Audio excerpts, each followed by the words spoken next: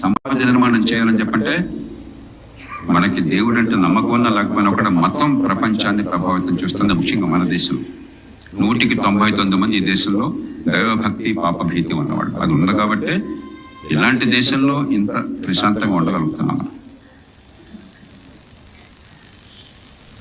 రెండోది సమాజం, సామాజిక కట్టుబాట్లు. నేను తప్పు చేస్తే ఇంట్లో పెద్దలు ఏమనుకుంటారు, నా బంధువులు ఏమనుకుంటారు, మా ఊరు వాళ్ళు అనుకుంటారు, నాకు తెలిసిన వాళ్ళు అనుకుంటారు అన్న బిడియం మన ప్రవర్తనని శాసిస్తుంది.